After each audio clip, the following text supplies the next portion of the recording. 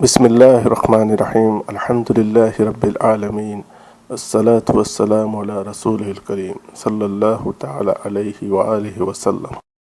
حضرت خواجہ مودود چشتی رحمۃ اللہ علیہ کی ولادت باسعادت 430 ہجری میں ہوئی اور آپ نے یک مرجب المرجب 525 ہجری میں دنیا سے پردہ فرمایا۔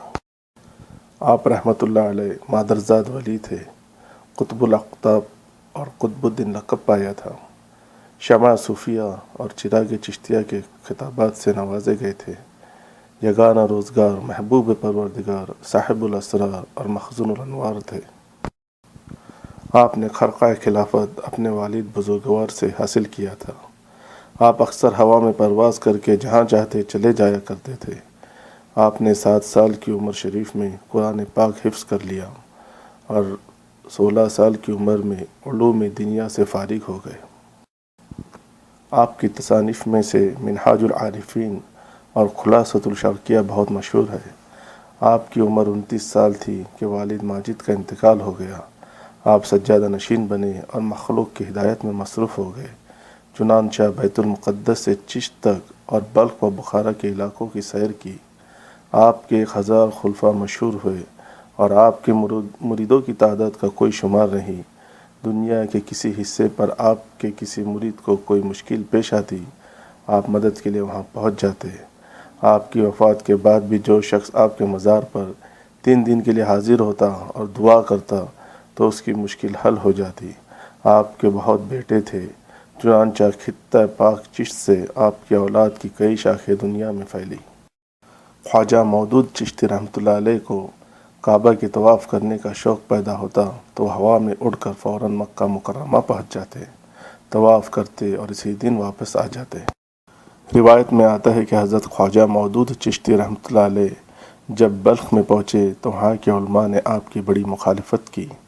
مسئلہ سما پر مناظرہ کر کے ایک عظیم الشان اجلاس کیا۔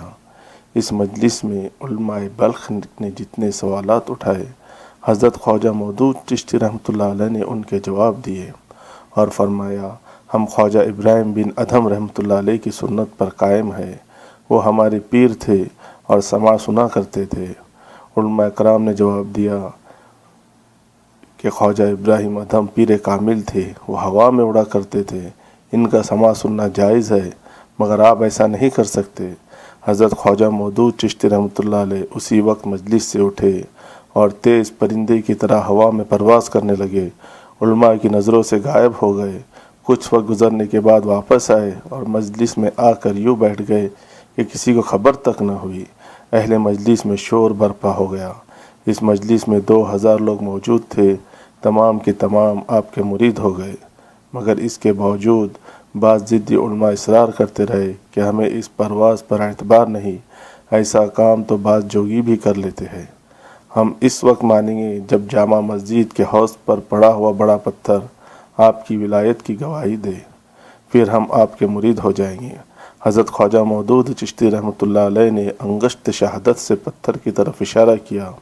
وہ پتھر اپنی جگہ سے ہلا اور لیٹے لیٹے حضرت خواجہ کے پاس آ کر رک گیا۔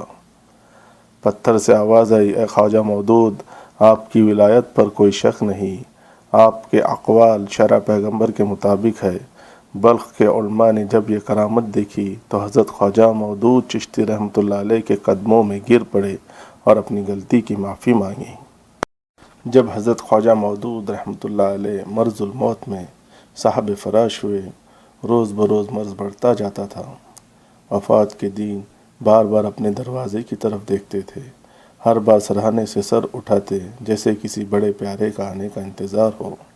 اسی اثنا میں ایک شخص نورانی چہرے کا اور پاکیزہ لباس کے ساتھ اندر آیا۔ سلام ادا کرنے کے بعد ریشمی کپڑے کا ایک ٹکڑا پیش کیا جس پر سبز خط سے چند سطریں لکھی ہوئی تھی۔